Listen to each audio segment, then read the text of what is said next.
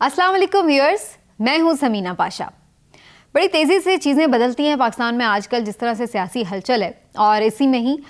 दो तीन अहम मामलात और हुए हैं। एक तो आप लोग जानते हैं कि इमरान खान साहब ने जो एक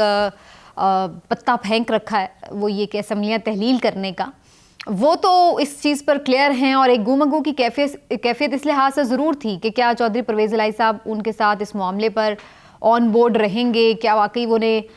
उनके कहने पर असम्बलियाँ तहलील कर देंगे। तो उनका वीडियो पैगाम भी आ गया था, मोनिस इलाही का ट्वीट भी आ गया था, फिर भी चहमगोइयाँ जारी थी और वो बेवजह भी नहीं थी। यकीनन हर ऑप्शन पे गुफ्तगू हो रही होती है,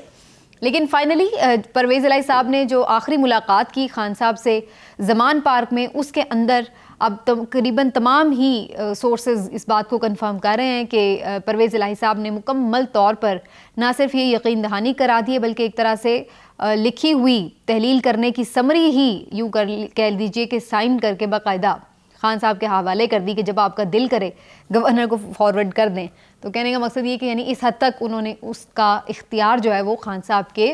हाथ में रख दिया है। तो ये एक बड़ी इम्पॉर्टेंट डेवलपमेंट हुई है कि जो ये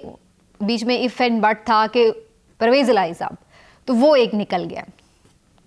लेकिन इस बात से थोड़ा सा आगे कि ये तो चीज़ क्लैरिटी में आ गई है, फिर खान साहब ने एक और अहम कदम ये उठाया है कि असम्बलियाँ तहलील करने से पहले हुकूमत को एक और दफ़ा मौका दे दिया है कि वो बातचीत के लिए बैठ जाए और उस वक्त तक वो असम्बलियाँ तहलील ना करें, और फिर मुश्तरका तौर पर एक इत्तफ़ाक़ राय हो जाए किसी डेट के ऊपर, और फिर खान साहब भी वो असम्बलियाँ तहलील ना करें और सारे मुल्क में जैसे रिवायत के मुताबिक सूबाई और कौमी असम्बली की तमाम नशस्तों पर एक साथ इंतखाबात होते हैं, तो उसी तर्ज को आगे बढ़ाया जाए। लेकिन क्या इसके ऊपर कोई पेशरफ्त होगी या नहीं, इसके हवाले से गुफ्तगू करेंगे। मोनिस इलाही साहब ने एक अहम बयान दिया है मेहर बुखारी साहब के साथ इंटरव्यू में, और उसमें वो ये कह रहे हैं कि जी जनरल बाजवा के कहने पर वो इमरान खान के साथ गए और उनका साथ दिया, और इमरान खान की पार्टी के जो लोग हैं जो जनरल बाजवा पर तनकीद कर रहे हैं वो गलत कर रहे हैं। तो इस बयान के पीछे क्या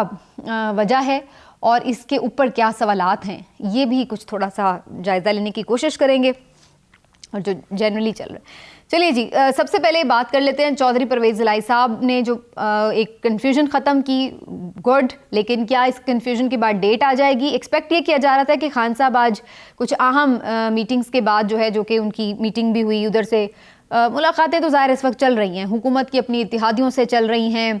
पार्टीज़ की अपने मेंबर्स के साथ चल रही हैं, पार्लिमानी मेंबर्स के साथ चल रही हैं, और उसके साथ साथ हम ये भी देख रहे हैं कि खान साहब भी मुशावरतें जारी रखे हुए हैं। लेकिन इन तमाम मीटिंग्स के बाद आज एक्सपेक्ट ये किया जा रहा था, जैसे कि पीटीआई की जानिब से ये कहा भी गया था कि खान साहब आज शायद कोई डेट में भी अनाउंस कर देंगे अपनी असम्बलियों की तहलील के हवाले से, लेकिन उन्होंने कोई डेट अनाउंस नहीं की, बल्कि हुकूमत को मुज़ाकरात की पेशकश कर दी है, मशरूत पेशकश। ये कोई पहली दफ़ा नहीं उन्होंने की, वो हमेशा से ये बात कर रहे हैं कि हम हर नुक्ते पे बात करने के लिए तैयार हैं, लेकिन पहले इलेक्शन की डेट दें। इलेक्शन अर्ली कराने के लिए अगर आप तैयार हैं तो फिर हम आपके साथ बैठ जाते हैं। तो कमोबेश यही उन्होंने आज बात की है कि हम असम्बलियाँ भी अभी तहलील कर सकते हैं, लेकिन हम एक मौका और हुकूमत को देना चाहते हैं, क्योंकि हम भी नहीं ये चाहते कि मुल्क में कोई कियास हो और एक ऑलरेडी मईशत के हवाले से बहुत मुश्किल सूरत हाल में फंसा मुल्क दो दफ़ा इलेक्शन में जाने के हवाले से जो है वो मजबूर हो। तो इस वजह से वो ख़ुद भी चाहते हैं कि एक ही दफ़ा इलेक्शन हो, और ज़ाहिर है उनका जो प्राइम मकसद है वो खाली दोबारा सूबाई हुकूमतें वापस लेना तो नहीं है, उनका मकसद तो यही है कि वफाक में इलेक्शन हो। तो अगर वो भी अल्टीमेटली उस चीज़ की तरफ सिचुएशन जाती है तो फिर ही उन्हें भी फ़ायदा होता है। तो इमरान खान साहब ने अब ये दोबारा से ऑफ़र की है। इस ऑफ़र के पीछे क्या है, मैं आपको ये बताने वाली हूँ। देखिए, मैंने आपको पहले ही दिन जब इमरान खान साहब ने असम्बलियाँ तहलील करने का ऐलान किया था अपने जलसे में, जो पिंडी में उनका इज्तिमा हुआ था, तो उस दिन ही मैंने आपसे ये बात की थी कि इमरान खान साहब ने ये जो टाइम बीच में लिया है ये मुज़ाकरात के लिए है, और ये मुज़ाकरात फ़ौरन ही शुरू हो चुके थे पसे पर्दा। और वैसे तो बज़ाहिर इमरान खान साहब ने ऑन स्क्रीन तो आज इसकी बात की है, लेकिन बैकडोर मुज़ाकरात तो चल ही रहे थे किसी न किसी सतह पर। लेकिन अब ये सतह ज़रा जो है वो ऊंची वाली हो गई है, और बड़े अहम लेवल्स पर ये राब्ते हुए हैं। और ये लेवल्स अगर मैं आपको ये डिफ़ाइन करूँ कि ऑफिसेज़ के दरमियान है, ये कोई ऐसा नहीं है कि कोई नीचे का लेवल का third year second year leadership जो है वो बात करी, बल्कि ऑफिसेज़ के लेवल पर ये बात हुई है, जिसमें सदर साहब जो ऑलरेडी मुतहरिक थे वो भी शामिल हैं, जिसमें चौधरी परवेज़ इलाही साहब जो कि अगरचे असम्बली की तहलील के हवाले से बिल्कुल खान साहब को एम्पावर्ड कर चुके हैं, वो भी इसका हिस्सा हैं। इसके अलावा PMLN की तरफ से इसहाक डार साहब वो भी इसका हिस्सा हैं, और पीपल्स पार्टी के भी कुछ सरकर्दा रहनुमा इन तमाम मामलात को देख रहे हैं। तो इस तरीके से अगर हम ये कहें कि अब सियासी जमातों में एक बाज़ाब्ता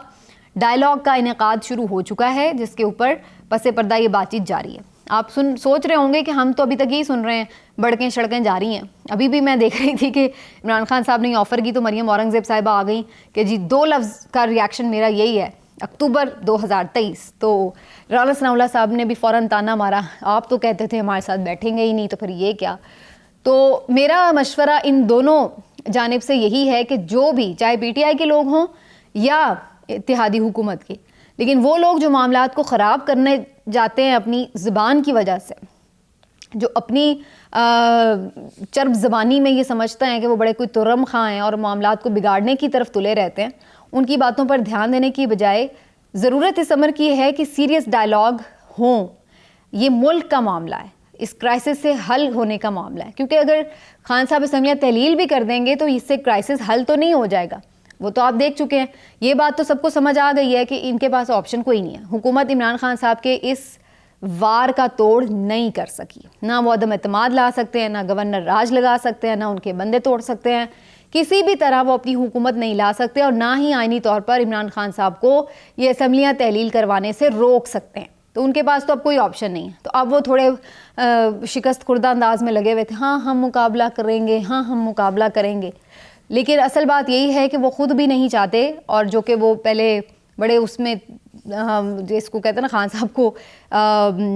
चिढ़ाने के अंदाज में कहते थे आप करें हम कर लेंगे, तो वो जब उन्होंने बात की, उस पर बात की, तो फिर पीछे हट गए कि हम रोकेंगे, लेकिन रोक सकते नहीं हैं। तो कहने का मकसद ये है कि अब वो इस तरह की गुफ्तगू तो होगी, सामने आके जुमलेबाजियाँ करेंगे कि जी आप कुछ नहीं कर सकते, हमने नहीं कराने, हम 2 सूबों में लड़ लेंगे आपके साथ इलेक्शन, ये है वो है ब्ला ब्ला, लेकिन अंदर से ये सबको मालूम है कि वो इलेक्शन में नहीं जाना चाहते। और इस तरह की सिचुएशन में तो कोई भी नहीं जाना चाहता इलेक्शन में कि मुल्क में 2-2 दफ़ा इलेक्शन हो रहे हों। लेकिन एक चीज़ बड़ी इंपॉर्टेंट है, इस चीज़ को समझना होगा कि क्या ये सिर्फ पॉलिटिकल जमातों की विल है? नहीं, ये ख़ुद अवाम की भी विल है। मैं कोई PTI के किसी सरकर्दा सहाफ़ी की बात नहीं करूँगी, मैं किसी PMLN के हामी सहाफ़ी की बात नहीं करूँगी, ना मैं किसी ऐसे चैनल की बात करूँगी कि जो बिल्कुल माउथ पीस बना हो हुकूमत का, या फिर माउथ पीस बना हो PTI का। मैं सिर्फ GNN के ऑफिशियल जो ट्विटर हैंडल है उसकी आपको एक सर्वे शेयर करना चाह रही हूँ, जिसमें जब मैंने देखा था उस वक्त तक उसके ऊपर तकरीबन 40,000 के करीब जो थे वोट आ चुके थे सवाल के ऊपर कि आप फौरी इलेक्शन चाहते हैं या नहीं चाहते। तो उसके ऊपर जो अब GNN के हवाले से मैं बात करूँ, मैं किसी शख्स के नहीं, देखिए अगर मैं किसी स्पेसिफिक सहाफ़ी का नाम लूँ तो वो लोग उसको ज़्यादातर वो PMLN वाले फॉलो कर रहे होंगे या PTI वाले फॉलो कर रहे होंगे, तो वो उसी हिसाब से जवाब भी, रिज़ल्ट भी आ रहे होते हैं। लेकिन ऑफिशियल चैनल जब ये बात कर रहा है तो फिर उसका एक ज़ाहिर है कि उसमें PTI वाले भी फॉलो कर रहे होते हैं और PMLN वाले भी, तो वो कोई बायसनेस वाला एलिमेंट तो होता नहीं है। तो फिर ये जो ट्रू आवाम की राय है वो सामने आती है, और उसके मुताबिक 93%, कितने परसेंट? 93% लोगों का ख्याल ये है कि इस हुकूमत की कारकर्दगी अच्छी नहीं है और मुल्क को इलेक्शन में जाना चाहिए, जबकि 7% लोगों का ख्याल था इस सर्वे के मुताबिक कि हुकूमत की कारकर्दगी ठीक है। यानी 93% अवाम जो कि मुल्क के हर हिस्से से ज़्यादा ट्विटर को फॉलो कर रही है, वो ये कह रही है कि जनाब हुकूमत की कारकर्दगी तसल्ली बख्श नहीं है, इलेक्शन में जाना चाहिए। तो ये मैं आपको GNN के ऑफिशियल ट्विटर हैंडल का रिज़ल्ट बता रही हूँ जिस पे ये सर्वे कंडक्ट किया गया। तो इस वजह से भी तमाम सियासी जमातों को सीरियसली इस पर देखना चाहिए, और अब इस्टेब्लिशमेंट भी इस पर क्लियर है। मैंने अपने पिछले व्लॉग में भी आपको कहा था कि खान साहब ने जो मैसेज भी किया था उसका बुनियादी यही था चीज़ कि अब आप न्यूट्रल हो ही, ठीक है। बाजवा साहब जब तक थे तो वो भी, इमरान खान साहब भी उनकी तरफ देख रहे थे कि जो क्राइसिस उन्होंने फैलाया वो खुद ही उसको समेट दें। वो चले गए, उसी तरह छोड़ गए, उनकी मर्ज़ी। वो अपनी लेगेसी को क्या अब दे के गए, तारीख़ का स्याबाब बना के गए, वो उनकी मर्ज़ी है। लेकिन अब जो आने वाली हैं वो ठीक है, न्यूट्रल हैं, तो फिर अब वो न्यूट्रल ही रहें, अब इसमें कोई किरदार अदा ना करें, हुकूमत को कोई अननेसेसरी किस्म की सपोर्ट ना दें। और यही हुआ भी है। कुछ अहम मीटिंग्स के हवाले से आपने भी पिछले दिनों सुना भी होगा कि जनरल आसिम साहब जो नए आर्मी चीफ़ हैं, उन्होंने कुछ अहम तकर्री तबादले भी किए हैं और कुछ अहम अहकामात भी दिए हैं, और जो कि इसी बात का गमाजी हैं कि जैसे वो चाह रहे हों कि वो इस क्राइसिस में या किसी भी सियासी पॉलिटिकल प्रॉब्लम में या किसी सियासी जमात के हक़ में या ख़िलाफ़ किसी भी किस्म का मुहिम जोई का शिकार ना हो, जो कि एक अच्छी चीज़ है। लेकिन बहरहाल इससे बहुत ज़्यादा भी उम्मीदें फ़ौरन वाबस्ता कर लेना थोड़ा अर्ली होगा। अच्छी उम्मीद रखनी चाहिए, रखें, मैं ये नहीं कह रही, लेकिन हमारे यहाँ बहुत से लोग फ़ौरन बगले में जाना शुरू कर देते हैं। पहले बाजवा साहब की भी स्टेटमेंट्स कमोबेश ऐसी ही होती थी और बाद में जो कुछ हुआ वो सब जानते हैं। और बहरहाल उसके बाद अब नज़र ये आ रहा है कि इस्टेब्लिशमेंट की तरफ से भी यही पैगाम दिया गया है कि भाई आप खान साहब से बात करें और मामलात को टैकल करें। इसीलिए अब एक बाकायदा बातचीत शुरू हो गई है। बातचीत के एजेंडे में ज़्यादातर जो इत्तलात हैं वो यही है कि मई के फर्स्ट वीक में, अप्रैल के एंड में या मई के मिड में, इसके दरमियान जो 15-20 दिन हैं उसी में इलेक्शन की कोई डेट जो है उसके ऊपर दोनों पार्टीज़ को रजामंद कर लिया जाए। दोनों पार्टी से मेरी मुराद है अपोजिशन और हुकूमत, यानी PTI वर्सेस PDM। तो कोशिश ये की जा रही है, जो मैंने अभी पीछे नाम लिए हैं कि सदर साहब, इसहाक डार साहब, आम शख्सियत परवेज़ इलाही साहब, इन सब की कोशिश ये कि एक कंसेंसस जो है वो इस हवाले से डेवलप कर लिया जाए जिसमें तमाम लोगों को अप्रैल के एंड में या मई के स्टार्ट में किसी डेट के ऊपर जो है वो राज़ी कर लिया जाए, ताकि अगला जो बजट भी आना है वो भी नई हुकूमत ही आके दे। तो ये सारी सूरत हाल है। हुकूमत को इस पर सोचना पड़ेगा। हुकूमत चाहती तो ये थी कि वो बजट दे और उसमें आवाम को कोई बड़े रिलीफ दे ताकि फिर उसके बाद वो इलेक्शन में जाए तो उन्हें भी कुछ मिल जाए, लेकिन उन्हें भी अब ये नज़र आ रहा है कि मईशत की जो हालत है उसमें वो ये बजट देंगे तो उल्टा फंसेंगे, क्योंकि अगला बजट जो भी देगा वो उसके लिए बहुत ही कड़वी गोली साबित होगा। और ये कोई नई हुकूमत आकर देगी तो फिर भी लोग बर्दाश्त कर लेंगे, क्योंकि उसके पीछे अभी ताज़ा मैंडेट होगा। लोगों को भी पता होगा कि भाई ये क्राइसिस से गुजर कर अभी एक हुकूमत बनी है, तो चलो जी इसके लिए कुछ मुश्किल है। लेकिन अगर ये हुकूमत देगी तो फिर उसके बाद जब वो इलेक्शन में जाएगी तो फिर तो इस हुकूमत का बिल्कुल, जिसको कहते हैं ना, सफाया होने का खदशा होगा। तो मेरा ख्याल है इस हुकूमत को भी ये चीज़ समझ में आनी चाहिए कि बजट से पहले ही जो मुल्क के इकनॉमिक हालात हैं उसकी वजह से पहले ही इलेक्शन में जाना जो है वो इनके लिए बेहतर होगा। भले उसमें जाके अपना यही बयानिया बना लें कि देखिए जी अब तो हमने कुछ करना था लेकिन खान साहब ने हमें कुछ करने नहीं दिया वगैरह वगैरह, तो इसी तरीके से कुछ काम चला लें। लेकिन ये कि इसमें फिर भी थोड़ी बचत है। अगर टाइम पूरा करके फिर भी कुछ नहीं कर सके तो फिर लोगों की तरफ से कोई बचत नहीं होगी। तो इस चीज़ को अंडरस्टैंड करते हुए हो सकता है कि ये भी अप्रैल या मई के जो डेट है उसके ऊपर कहीं पे अग्री कर जाएं इसके ऊपर, और ये खान साहब भी इस चीज़ पे अग्री करने के लिए तैयार हो सकते हैं। इसमें कोई ऐसी वो बात नहीं है। बाकी रह गई बात जनाब ये कि मोहन सलाई साहब क्या कह रहे हैं। बड़ी अजीब सी बात है। अगर मोहन सलाई साहब ये कह रहे हैं तो इसमें 2-3 बातें हैं। मोहन सलाई साहब ही को सिर्फ क्यों, जनरल बाजवा साहब ने काफली को ही क्यों कहा कि आप PTI का साथ दें, जाके बाकी भी लोगों को कह देते तो फिर तो हुकूमत गिरती ही ना। खाली इतनी ही मेहरबानी क्यों की बाजवा साहब ने। नंबर 2 ये कि बाजवा साहब तो अपने आखिरी खिताब तक ये कह रहे थे कि हम तो एपॉलिटिकल हो गए, हमने तो बिल्कुल फरवरी के बाद से किसी किस्म की कोई, पिछले साल पर फरवरी के बाद से कोई सियासी मुदाखलत ही नहीं की। तो फिर मोहन सलाई तो उनकी इस बात को गलत साबित कर रहे हैं। अगर उन्होंने कहा कि आप उसके साथ मिल जाएं उसके साथ, तो फिर तो ये खुली सियासी मुदाखलत है। तीसरी बात ये है कि मोहन सलाई साहब अगर वाकई सच बोल रहे हैं तो इस वक्त इस सच को बोलने की आखिर उन्हें क्या ज़रूरत पेश आई, जबकि वो वैसे तो PTI के हामी हैं, PTI के कहने पर समनिया तक तोड़ रहे हैं, लेकिन कहीं ना कहीं ऐसा लग रहा है कि अभी तक काफ लीग जो है वो थोड़ी सी डबल गेम खेलती हुई हमें नज़र आ रही है। तो ये जो इस्टेब्लिशमेंट के साथ काफ लीग की मोहब्बत है जो किसी से ढकी छुपी नहीं है, ये उसी का एक शाखसाना भी नज़र आ रहा है कि जाने वाले को थोड़ा सा डैमेज कंट्रोल करके दिया जाए, तो इस तरह का कुछ मामला लग रहा है। और दूसरी बात ये कि जनरल बाजवा साहब के बारे में अब बहुत सारी थेरीज खुल चुकी हैं कि किस तरह से वो अपनी एक्सटेंशन के लिए, अपने इक़्तिदार के लिए, ना सिर्फ ये कि PTI बल्कि PDM की जमातों से भी शायद कुछ डबल क्रॉस कर रहे थे, और उनकी कोशिश ये थी कि किसी भी तरह ये हंग सी सिचुएशन जो है क्राइसिस में रहे,